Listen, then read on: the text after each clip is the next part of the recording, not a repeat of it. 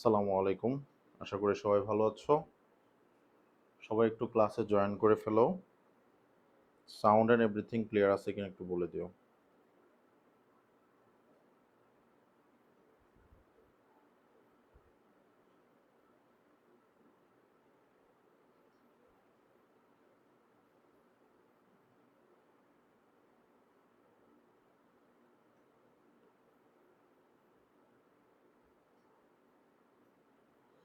ক্লাসগুলো আমরা বিভিন্ন গ্রুপে শেয়ার করে দিব।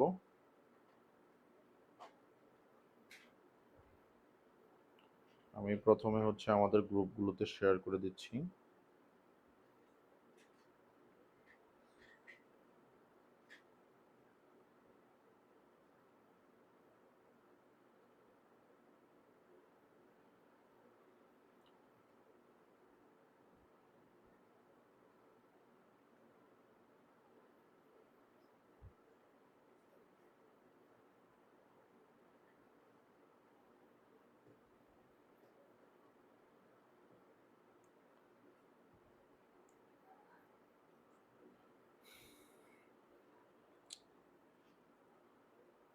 আজকে আমরা অ- বাজার পূর্ণ প্রতিযোগিতামূলক বাজারের সেকেন্ড ক্লাস নিব। আজকের ক্লাসে আমাদের মোটামুটি এই চ্যাপ্টার শেষ হয়ে যাবে, কারণ এর আগেও আমরা একটা ক্লাস নিয়েছিলাম এটার পূর্ণ প্রতিযোগিতামূলক বাজারের। সেই ক্লাসটাতে আমি একদম একেবারে বাজারের যে বেসিক, সে বেসিক জিনিসগুলো আলোচনা করেছিলাম। তো সেজন্য আজকে তোমরা যারা ক্লাসটা করবা তারা চেষ্টা করবা যে পিছনের ক্লাসটা করে ফেলতে, তাহলে তোমাদের একটা চ্যাপ্টার পুরো কমপ্লিট হয়ে যাবে। আমাদের প্রথম ক্লাসটাও আমাদের পেজেই দেওয়া আছে, সেই ক্লাসটাও করে ফেলার চেষ্টা করবা যাতে তোমাদের এই ক্লাসটা সম্পূর্ণ কমপ্লিট হয়ে যায়। ঠিক আছে?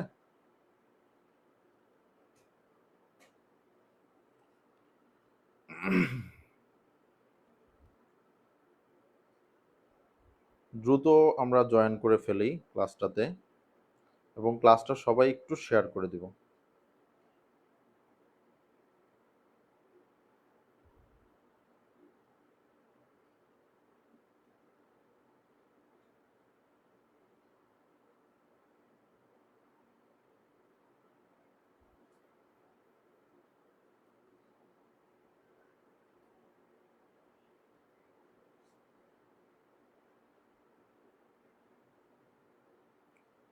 ওকে,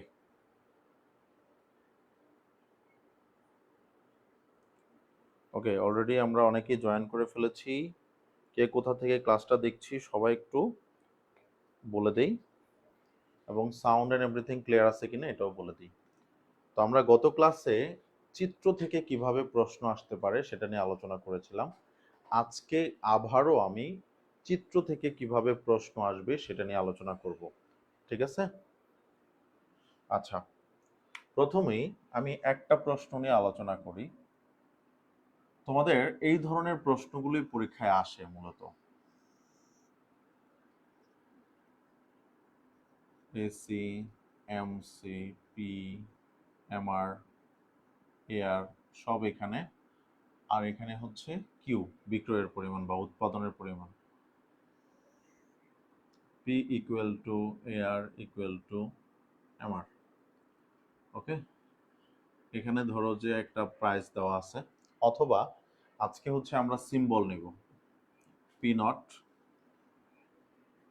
এইটা আমাদের এমসি রেখা, এই রেখার এই বিন্দুতে ভারসাম্য অর্জন করে, এটা কিউ নট।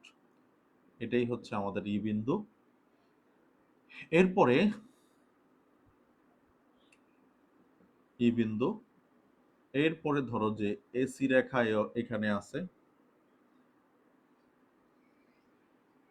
এটা এফ বিন্দু। ধরো যে পি ওয়ান পরিমাণ এসির মান, আর এইখানে আমার এ ভি সি। এই এবিসি রেখা থেকে একটা মান আসছে ধরো যে পি টু, এটা ধরো যে জি বিন্দু। এই একটা চিত্র। এখান থেকে প্রশ্ন করছে প্রথমে, এক নম্বর প্রশ্ন, যে ফার্মটির, এখানে আমি প্রশ্নগুলো এখানে লিখছি, হ্যাঁ। এক নম্বর প্রশ্ন ফার্মটির ক্ষতির পরিমাণ নির্ণয় করো। এরপরের প্রশ্ন, ফার্মটি কি? ফার্মটি কতটুকু পর্যন্ত ক্ষতি স্বীকার করে ভারসাম্য অর্জন করবে। ঠিক আছে? অথবা 3 নম্বর প্রশ্নে, বা এটা আরেকটা ভেরিয়েশন দিতে পারি যে ফার্মটির উৎপাদন বন্ধের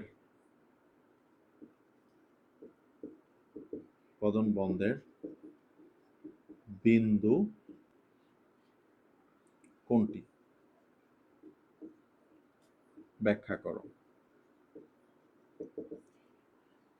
এই ধরনের প্রশ্নগুলো আসবে পরীক্ষায়। ঠিক আছে?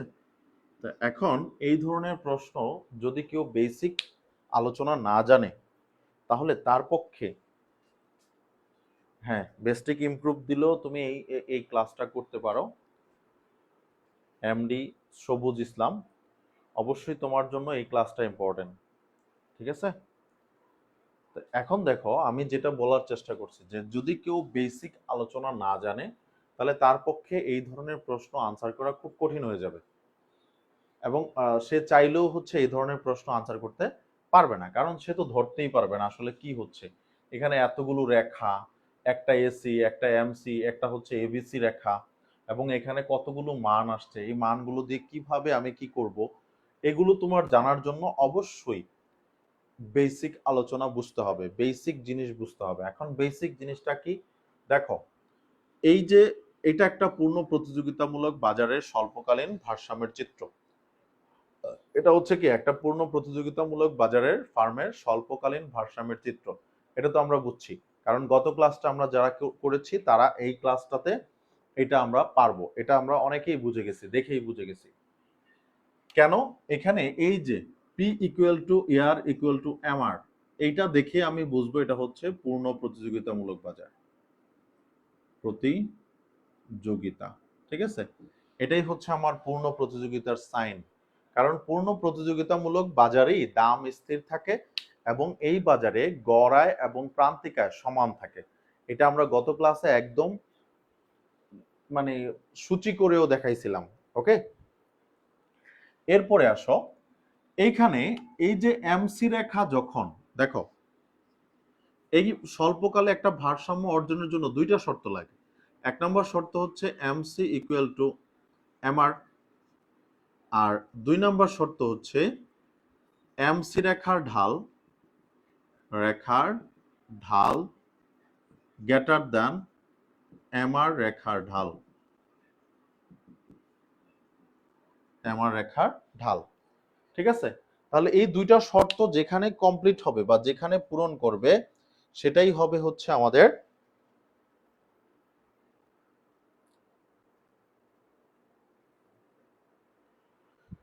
এই দুইটা শর্ত যেখানে পূরণ করবে সেটাই আমাদের ভারসাম্যের বিন্দু।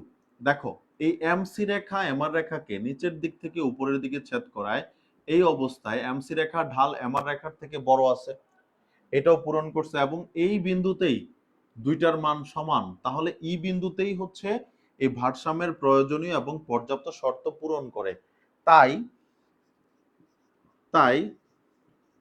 ই বিন্দুই কি, এই বিন্দুই ভারসাম্য বিন্দু। এখন আসো, এই ই বিন্দু যেহেতু ভারসাম্য বিন্দু, তাহলে ভারসাম্য দাম কত? বাজারে ভারসাম্য দাম হলো পি নট, এই যে এই পরিমাণ, এবং পরিমাণ, বিক্রয়ের পরিমাণ কত? পরিমাণ কিউ নট, অর্থাৎ এই পরিমাণ। ঠিক আছে? এখন আসো, তোমাকে ক্ষতির পরিমাণ নির্ণয় করতে বলছি। ভারসাম্য, এটা ক্ষতি হয়েছে, কেন ক্ষতি হয়েছে? কারণ আমার বাজারের বিক্রি করছি আমি পিনট দামে, কিন্তু আমি উৎপাদন করেছিলাম, এই এসি মানে হচ্ছে উৎপাদন মূল্য, তুমি কত টাকায় উৎপাদন করতে পারো, এই উৎপাদন করা হয়েছে হচ্ছে পি1 দামে, তার মানে দামটা বেশি, খরচটা বেশি, বাজারের দামটা কম। তাহলে ক্ষতি নির্ণয় করার জন্য আমাকে কি করতে হবে? ক্ষতি বের করতে হবে। তাহলে ক্ষতি নির্ণয় করার জন্য আমরা জানি হচ্ছে ক্ষতি ইকুয়াল টু হচ্ছে মোট ব্যয় মাইনাস মোট আয়, মোট ব্যয় মাইনাস হচ্ছে কি মোট আয়। তো এখন আসো, মোট ব্যয় মানে কি টিসি মাইনাস হচ্ছে টিআর। তো এখন আমাকে কি বের করতে হবে? টিসি বের করতে হবে বা টিআর বের করতে হবে। প্রথমে আমি টিআর বের করি। টিআর বের করার সূত্র হচ্ছে পি ইন্টু কিউ, অর্থাৎ ভারসাম্য দাম এবং পরিমাণ। তাহলে ভারসাম্য দাম কতটুকু? ও পি নট, এইটুকু, এইটুকু হচ্ছে আমার ভারসাম্য দাম। তাহলে ও পি নট হচ্ছে আমার ভারসাম্য দাম, ও কিউ নট হচ্ছে এইটুকু হচ্ছে আমার ভারসাম্য পরিমাণ, ও কিউ নট আমার ভারসাম্য পরিমাণ। এখন যদি আমি এই দুইটা গুণ করি, গুণ করলে আমার কি দাঁড়ায়? গুণ করলে এটা হচ্ছে একটা লম্ব আর এটা হচ্ছে ভূমি। লম্ব একটু ভূমি করলে এই যে রেক্টেঙ্গেলটা হয়, এই যে এইখান থেকে এখানে, এখান থেকে এখানে এবং এখান থেকে এখানে হয়, এটাই হচ্ছে আমার আয়। তাহলে আয়টাকে আমি কিভাবে লিখবো? E P naught O Q naught. কি লিখবো? E P naught O Q naught. Okay, এটাই হচ্ছে আমার আয়। এবার আমি লিখবো হচ্ছে টিসি, ব্যয়। তাহলে এসি ইন্টু কিউ। এই সূত্রগুলো আমি আগের ক্লাসে বুঝাইছিলাম, এই সূত্রগুলো আমি আগের ক্লাসে করাই দিয়েছিলাম। তাহলে এবার দেখো, এসি ইন্টু কিউ, এসির মানটা কত? ও পি ওয়ান, এসির মান কত? O P one. তাহলে আমি লিখবো হচ্ছে O P one into q এর ভ্যালু কত? আবার এইটুকুই, তাহলে এইটুকু হলে ও কিউ নট। দেখো এই দুইটা গুণ করব, এইটুকু এবং এইটুকু গুণ করলে কি পাওয়া যায়? F P one O Q naught, F P one O Q naught. এইটুকু অবস্থায় এখন আমি যদি দুইটার মান বসাই দেই, দেখো ও পি নট, টিসির মান কত? F P one O Q naught, minus TR এর মান কত? E P naught O Q naught. দেখো এখন তোমাকে আর এখানে মাইনাসটা করতে হবে না, করতে হবে এখানে। এইটুকু অংশ, এই যে বড় অংশটা হচ্ছে আমার খরচ, এইটুকু অংশ হতে যদি আমি এইটুকু অংশ বাদ দিয়ে দেই, এই বড় অংশটা থেকে যদি আমি এই এই ছোট অংশটা বাদ দিয়ে দেই, তাহলে থাকে কতটুকু? আমার এইটুকু অংশ থাকে F P one P naught E. কি থাকে? F P naught, F P one P naught, এরপরে হচ্ছে ই। এটাই হচ্ছে আমার ক্ষতির পরিমাণ, এটাই হলো কি আমার ক্ষতির পরিমাণ। ক্লিয়ার? বুঝতে পারছো? যখন তুমি এই যে কোনো মান দেওয়া থাকবে না, এরকম P one A B C এরকম কিছু দেওয়া থাকবে, তখন তোমাকে ম্যাথটা এভাবে করতে হবে। গত ক্লাসে আমরা শুধু হচ্ছে এখানে মান দিয়ে করেছিলাম 5 10, ওইটা মনে হয়েছিল যে অনেক সোজা বা ইজি। ঠিক আছে?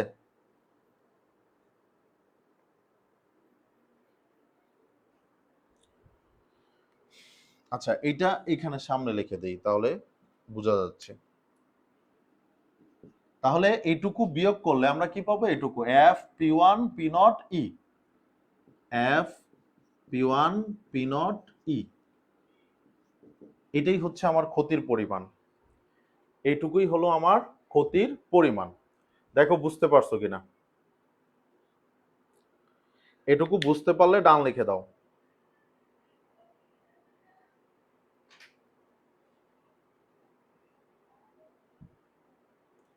এটুকু যদি বুঝতে পারো তাহলে ডান লিখে দাও। রেহানা রহমান, ওয়ালাইকুম আসসালাম।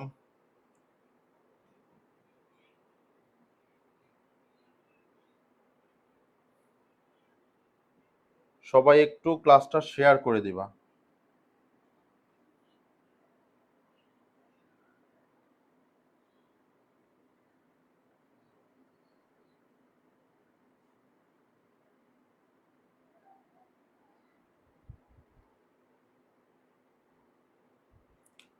এগুলো আমার পেইড ক্লাস, ঠিক আছে, কিন্তু তোমাদের জন্য এগুলো এখন পরীক্ষার সন্নিকটে, এই জন্য একটু চাচ্ছি যে সবাই যাতে উপকৃত হও।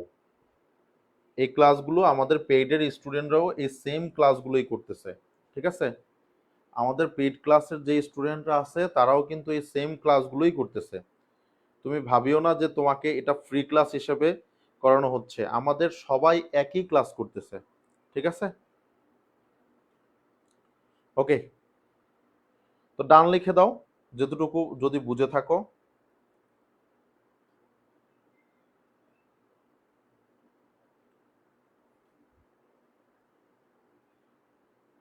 কোন দিক দিয়ে বুঝাবো একটু বলো, কোন দিক দিয়ে বুঝাবো? পুরাটা বোঝানো সম্ভব না রে ভাই, পুরাটা বুঝাইতে হলে তোমার আবার ভিডিওটা দেখে নিও, পুরাটা বোঝানো সম্ভব না। এখন যদি কোথাও অল্প একটু না বোঝো সেখান থেকে বুঝাবো, ঠিক আছে?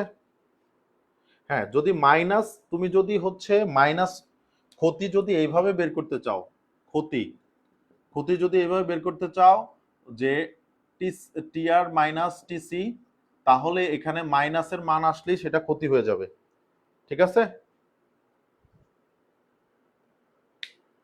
প্রথম থেকে এবার এটা বোঝানো আবার সম্ভব না ভাইয়া, তুমি আবার ভিডিওটার পিছন থেকে দেখে নিও, ওকে? আচ্ছা, এর পরের প্রশ্নে চলে যাই আমরা। এই ধরনের প্রশ্নের থেকে এই সেকেন্ড প্রশ্নগুলো আমাদের কিভাবে করতে পারে দেখো। ফার্মটি কতটুকু পর্যন্ত ক্ষতি স্বীকার করে, মানে ফার্মটি কতক্ষণ পর্যন্ত এই লসটা টানবে, এই লসটা কতটুকু পর্যন্ত দিবে, ঠিক আছে? এই যে একটা ক্ষতি হচ্ছে, তার এই পরিমাণ ক্ষতি হচ্ছে, ক্ষতির পরিমাণটা কতটুকু?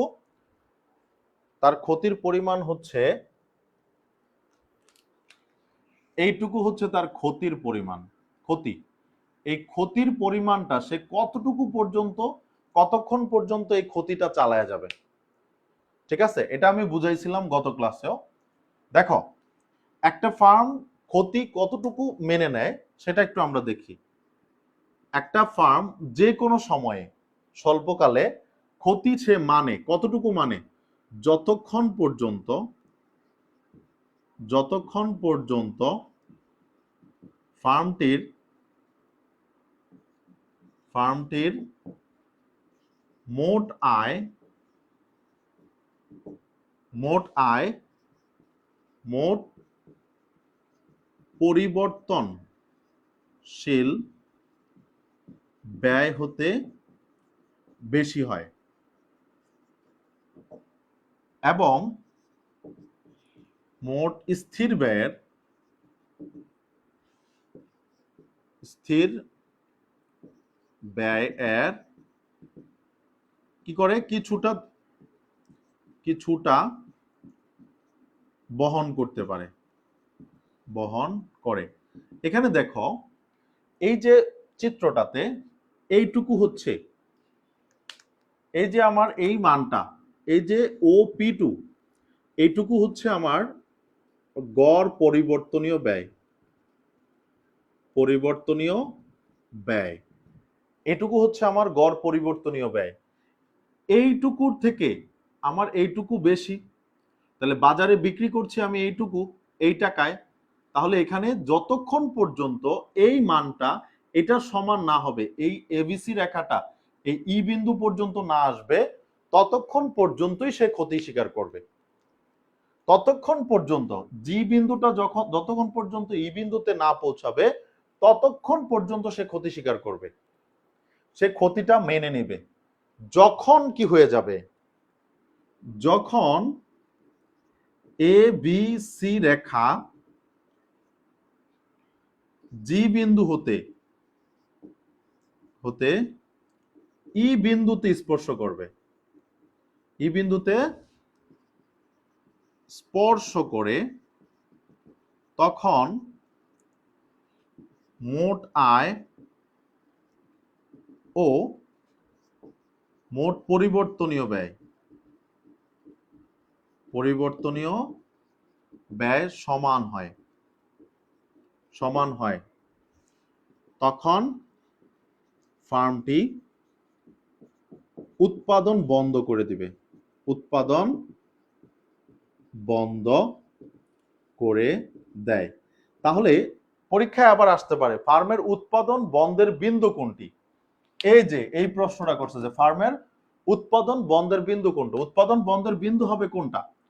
যদি এই এবিসি রেখা এইখানে না থেকে, এবিসি রেখাটা যদি এইখানে না থেকে এই ই বিন্দুতে স্পর্শ করে এবিসি রেখা, তখনই ফার্মটা উৎপাদন বন্ধ করে দিবে। তখনই ফার্মটা কি করে দিবে, উৎপাদন বন্ধ করে দিবে, টোটালি বন্ধ করে দিবে। কারণ এত বেশি ক্ষতি আর সে নিতে পারবে না। অথবা এই এবিসি রেখা যদি ই বিন্দুরও আরো উপরে চলে যায়, তাহলে তো 100% সে বন্ধ করে দিবে, তাহলে আর সে ক্ষতিটা স্বীকার করবে না। ক্লিয়ার? বুঝতে পারছো? তাহলে এইগুলো হচ্ছে বেসিক আলোচনা, একেবারে বেসিক আলোচনা। এইগুলো বুঝতে হবে, না বুঝলে তুমি পরীক্ষায় ধরতেই পারবে না, প্রশ্নই ধরতে পারবে না। তাহলে এটা ছিল হচ্ছে আমাদের পূর্ণ প্রতিযোগিতামূলক বাজারের মানে সবচাইতে হার্ড কোশ্চেন ধরতে পারো, এবং বিগত বছরগুলোতে দেখা যায় এই ধরনের প্রশ্নগুলোই সবচাইতে বেশি আসে, এই ধরনের প্রশ্নগুলোই সবচাইতে বেশি আসে। তো এরপরে আমরা আরেকটা প্রশ্নে চলে যাব, আশা করি এটা আমরা বুঝতে পারছি।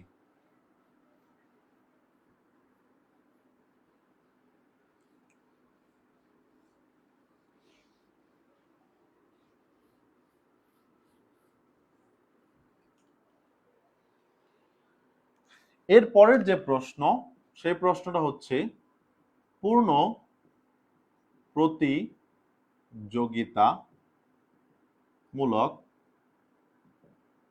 বাজারকে দাম গ্রহীতা বলা হয়, বলা হয় কেন? প্রশ্নটা হচ্ছে পূর্ণ প্রতিযোগিতামূলক বাজারকে দাম গ্রহীতা বলা হয় কেন? দাম গ্রহীতা বলা হয়, ঠিক আছে। তো এখন দাম গ্রহীতা মানে কি? এই বাজারে যে কোনো ব্যক্তি যখন খুশি তখনই এন্টার করতে পারে, আবার যখন খুশি তখনই সে বের হয়ে আসতে পারে, অবাধ বাণিজ্য বলা হয় এটাকে, ঠিক আছে। দেখো পূর্ণ প্রতিযোগিতামূলক বাজারের ফান্ডামেন্টালটা কি, অসংখ্য কি থাকবে, অসংখ্য ক্রেতা ও অসংখ্য বিক্রেতা থাকে, বিক্রেতা, ঠিক আছে। তাহলে বাজারে দাম নির্ধারিত হয় কিসের মাধ্যমে? দাম নির্ধারিত হয় চাহিদা ও যোগানের ভিত্তিতে, যোগানের ভিত্তিতে। দাম নির্ধারিত হয় কিসের ভিত্তিতে? চাহিদা ও যোগানের ভিত্তিতে।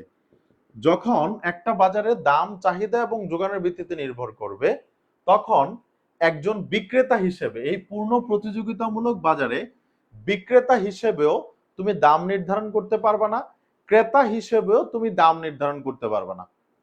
কথা কি বোঝা গেল? দেখো আমি বিক্রেতা হিসেবেই বলছি, এই বাজারে বাজারে অসংখ্য বিক্রেতা থাকায় কি করতে পারে না, একজন বিক্রেতা বাজারের মোট যোগানের সামান্য অংশ যোগান দিতে পারে, তাই সে বাজারের দাম হতে কম দামে বিক্রয় করলে দীর্ঘমেয়াদে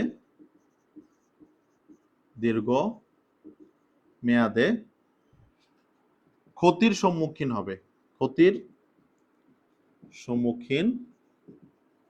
হবে এবং যদি সে বেশি দামে বিক্রি করে,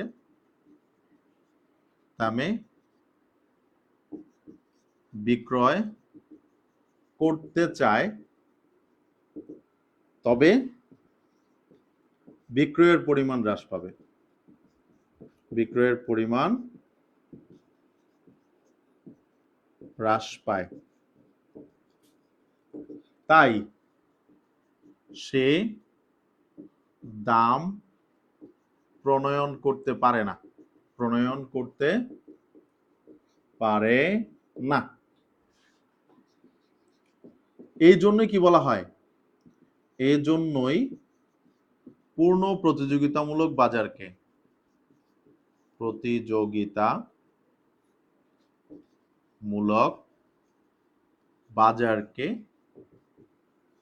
দাম গ্রহীতা বলা হয়। দাম গ্রহীতা বলা হয়। কথা বুঝাইতে পারলাম? এটার সহজ কথা হচ্ছে, একেবারে সহজ কথা। ধরো আমি একদম সিম্পলি বুঝাই। ধরো যে তুমি আলু বিক্রেতা, ঠিক আছে? তুমি আলু উৎপাদন করছো, বাজারে নিয়ে বিক্রি করবা। এখন তুমি চাইলেই একা যে উৎপাদন করছো এটা দিয়ে তুমি বাজার নিয়ন্ত্রণ করতে পারবা না। এখন আলু বাজারে ধরো যে 20 টাকা কেজি বিক্রি হচ্ছে, আলু বাজারে বিক্রি করছে 20 টাকা কেজি। এখন তুমি বললা যে না, আমি আলু নিয়ে 10 টাকা কেজি বিক্রি করে দেব। তাহলে তুমি কি হবা? দীর্ঘমেয়াদে ক্ষতির সম্মুখীন হবা। কারণ তুমি তো 10 টাকা কেজি সারা বছর বিক্রি করতে পারবে না। সব যদি তুমি 10 টাকা কেজি বিক্রি করো তাহলে তোমার লস হবে। তো এই ক্ষেত্রে তুমি যদি আবার বলো যে না, বাজারে 20 টাকা করে হয়, আমি 25 টাকা করে বিক্রি করব, তাহলে তোমার কাছ থেকে কেউ কিনবেই না। তোমার কাছ থেকে কেউ কিনবেই না। এই কারণে, কারণ কি, আরো অন্যান্য বিক্রেতা তো আছে বাজারে, আরো অন্যান্য বিক্রেতা আছে, তোমার তাদের কাছ থেকে কিনবে, তোমার কাছ থেকে কিনবে না। তো দিন শেষে যাইয়া তোমাকে ওই যে বাজারে যে 20 টাকা করে সেল হচ্ছে, এই 20 টাকা করেই সেল করতে হবে। এই জন্যই এই বাজারকে বলা হয় দাম গ্রহীতা। এই জন্য এই বাজারকে কি বলা হয়? দাম গ্রহীতা বলা হয়। ক্লিয়ার? বুঝাইতে পারলাম?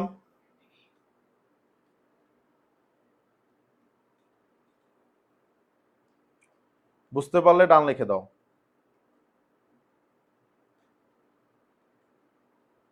ক্লিয়ার?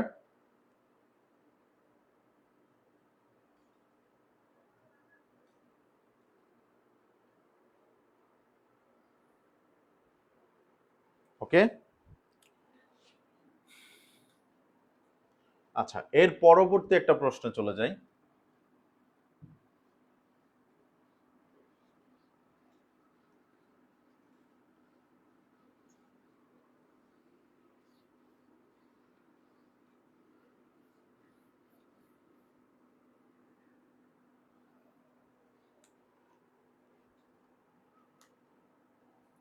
দেখো,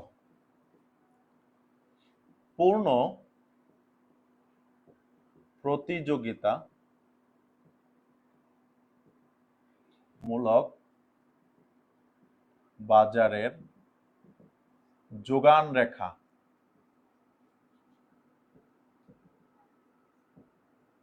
ব্যাখ্যা করো, বা যোগান রেখা কোনটি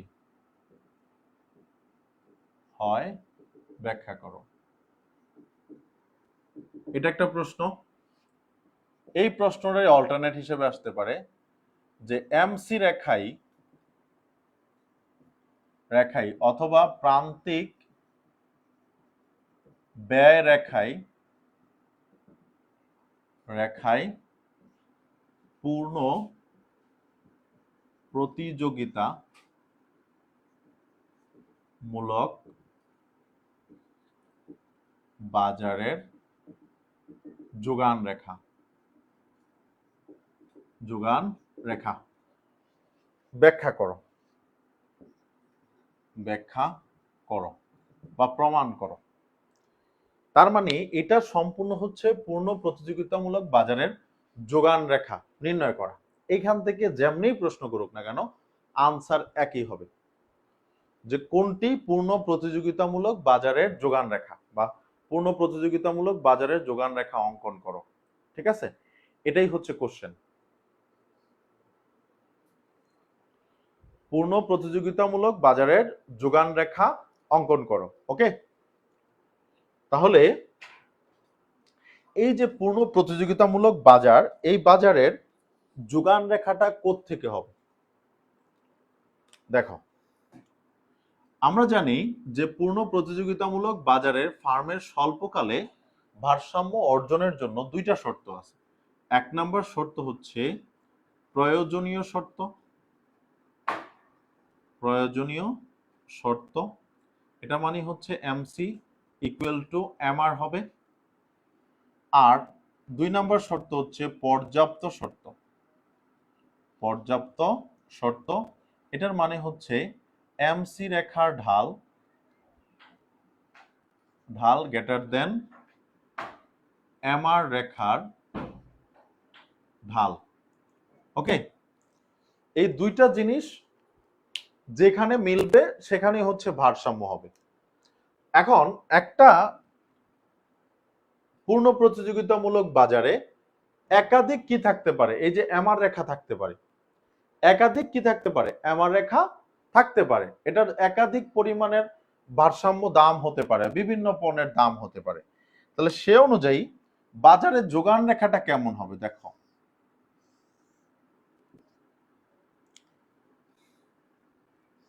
এটা হচ্ছে ধরো যে প্রাথমিক অবস্থায় ভারসাম্য দাম, এবং এটাই হচ্ছে P equal to AR equal to MR রেখা। এখন এই অবস্থায় প্রথমে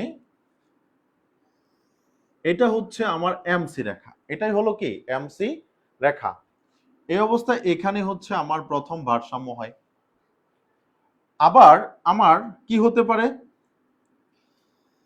এই যে P equal to AR equal to MR পরিবর্তন হতে পারে, তখন আমার এইখানেই হবে হচ্ছে ভারসাম্য এফ বিন্দু। আবার আমার এইখানেও কি হতে পারে? P equal to AR equal to MR রেখা হতে পারে, কারণ দাম পরিবর্তন হতে পারে, দাম বাড়তে কমতে পারে কিন্তু সময়ের পরিবর্তনের সাথে সাথে। তাহলে এখানে এটাও ধরো যে জি বিন্দু, এই যে বিন্দুগুলো আছে, এই যে ই এফ জি, এই বিন্দুতে খরচ আর ই কি হবে? আমার সমান হবে। তাহলে এই যে এমসি রেখাটা যে যাচ্ছে, দেখো পরিমাণ বাড়তেছে আস্তে আস্তে, কি করতেছে? Q naught, Q one, Q two, এভাবে করে কি করতেছে? পরিমাণ বাড়তেছে দামের সাথে সাথে, দাম বৃদ্ধির সাথে সাথে এখানে দামও বৃদ্ধি পাচ্ছে, ভারসাম্য দাম, এবং পরিমাণও বৃদ্ধি পাচ্ছে। এই জন্যই এই এমসি রেখাটাই হচ্ছে আমাদের কি যোগান রেখা। কারণ যোগান রেখায় বলা আছে যে দাম ও পরিমাণ, পরিমাণ এর সমমুখী সম্পর্ক, সমমুখী সম্পর্ক হবে। অর্থাৎ দাম বাড়লে যোগান বাড়বে এবং দাম কমলে যোগান কমবে। ক্লিয়ার? তাহলে এখন আমি এটার সাথে কি বলতে পারি? যে এটাই হচ্ছে আমার কি এখানে প্রাইস এবং হচ্ছে কিউ এস, দাম এবং পরিমাণ। তাহলে এখানে এই যে এই বরাবর একটা দাম পি নট, এরপরে আরেকটা দাম, এরপরে আরেকটা দাম। তাহলে প্রথম বিন্দুটা এখানে পরিমাণ এত, এরপরটার পরিমাণ এত, এবং এরপরটার পরিমাণ এত। তাহলে এই যে রেখাগুলো আছে, এই যে ই বিন্দু, এফ বিন্দু এবং জি বিন্দু, এটাই হচ্ছে আমার যোগান রেখা, এটাই হলো আমার কি যোগান রেখা। তাহলে আমাকে কম্বিনেশনটা কি দেখাইতে হবে? যে দাম বৃদ্ধির সাথে সাথে, দাম বৃদ্ধির সাথে সাথে পরিমাণ যদি বৃদ্ধি পায় তাহলে সেটা হবে আমার যোগান রেখা, এবং এই বিন্দুগুলো নিয়েই যেই রেখাটা গঠিত হবে এটাই হচ্ছে আমার পূর্ণ প্রতিযোগিতামূলক বাজারের যোগান রেখা। আর এই যোগান রেখাটাই কোন রেখাটা? এই এমসি রেখাটা। কোন রেখাটা? এমসি রেখাটা। এই জন্যই বলা হয় এমসি রেখায় প্রান্তিক অথবা প্রান্তিক ব্যয় রেখায় পূর্ণ প্রতিযোগিতামূলক বাজারের যোগান রেখা। ক্লিয়ার? বুঝাইতে পারলাম? ক্লিয়ার?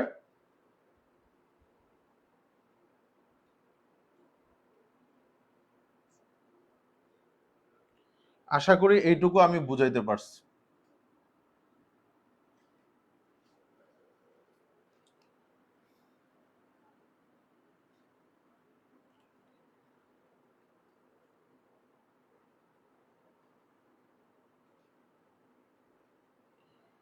হ্যাঁ, এই যে এই বিন্দু থেকে জি এমসি পর্যন্ত, মানে এই বিন্দু থেকে জি বিন্দু পর্যন্ত প্রত্যেকটা বিন্দুই হচ্ছে প্রত্যেকটা বিন্দু নিয়েই যে রেখাটা গঠিত হবে সেটাই হচ্ছে যোগান রেখা। এখান থেকে প্রত্যেকটা বিন্দু নিয়ে যে রেখাটা গঠিত হবে সেটাই হচ্ছে যোগান রেখা।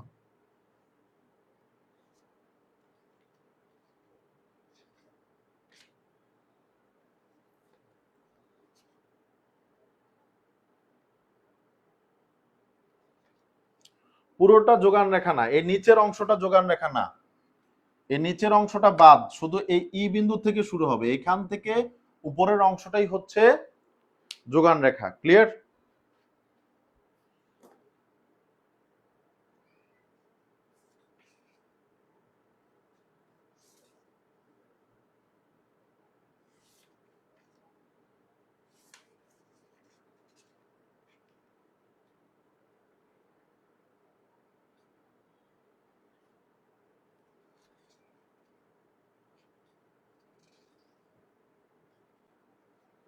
বুঝতে পারছো?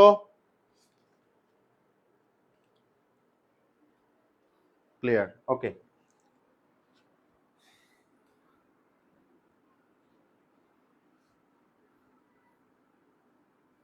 এরপরে যাই আমরা লাস্ট কোশ্চেন। এই কোশ্চেনের পরে আর কোনো কোশ্চেন এই চ্যাপ্টারে আর থাকবে না। এই কয়টা কোশ্চেন পড়লেই তোমাদের পরীক্ষার প্রিপারেশন হয়ে যাবে। ঠিক আছে? আমি 2টা ক্লাসে যা পড়াইছি তাই এই চ্যাপ্টারের জন্য ইম্পর্টেন্ট। আচ্ছা, পূর্ণ প্রতিযোগিতামূলক বাজারে প্রতিযোগিতামূলক বাজারের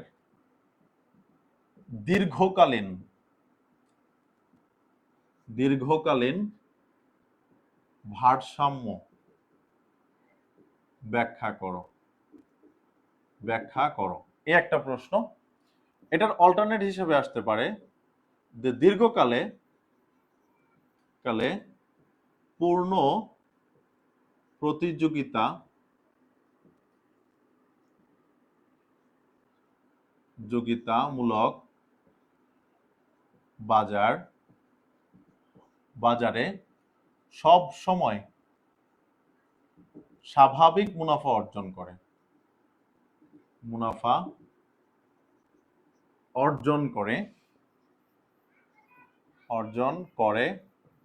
ব্যাখ্যা করো। ঠিক আছে? দীর্ঘকালে একটা ফার্ম সবসময় স্বাভাবিক মুনাফা অর্জন করে।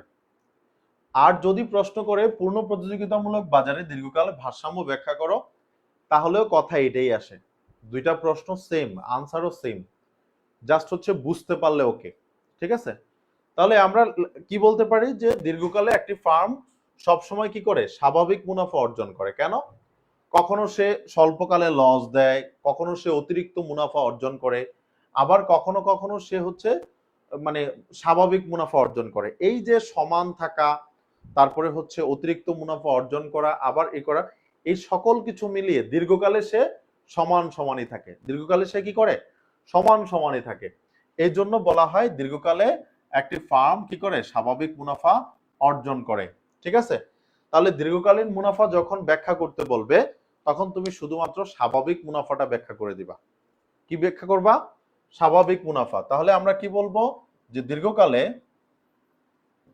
দীর্ঘকালে সকল উপকরণ পরিবর্তনশীল এবং পরিবর্তনশীল হওয়ায় ফার্মটি, ও না এটা তো ব্যয় না, সরি, দীর্ঘকালে যে কোনো ফার্ম পূর্ণ প্রতিযোগিতামূলক বাজারে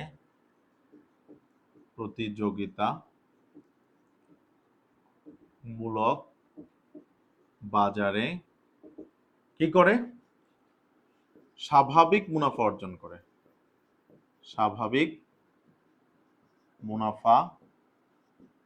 অর্জন করে। ঠিক আছে? একটা ফার্ম দীর্ঘকালে সবসময় কি করে? স্বাভাবিক মুনাফা অর্জন করে। তাহলে এরপরে কি করবা? ভারসাম্য অর্জনের শর্ত লিখবা। ভারসাম্য অর্জনের শর্ত, অর্জনের শর্ত, শর্তগুলো সেম।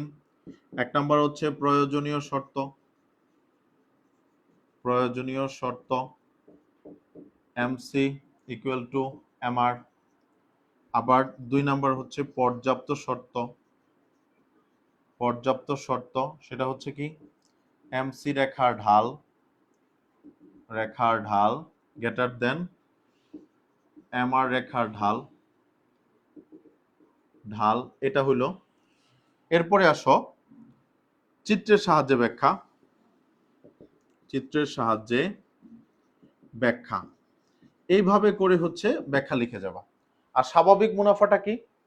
স্বাভাবিক মুনাফা হচ্ছে মোট আয় ও মোট ব্যয় সমান, ব্যয় যখন সমান হয়, সমান হয় তখন সেটাকে কি বলা হয়? স্বাভাবিক মুনাফা বলা হয়। ঠিক আছে, এভাবে লিখে দিবা।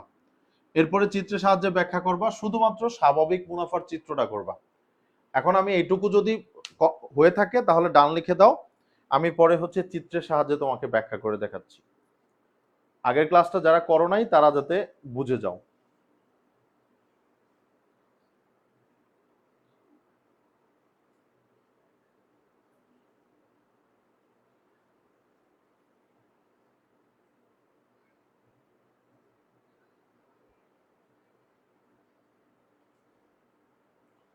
ওকে, তারপর তাহলে এইটুকু আমরা মুছে ফেলি।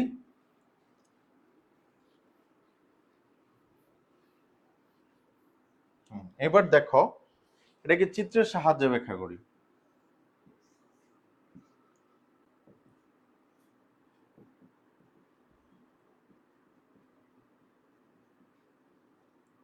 এরপরে হচ্ছে কিউ, এটা হলো আমাদের পি নট এবং এখানে হচ্ছে এয়ার ইকুয়াল টু এমআর।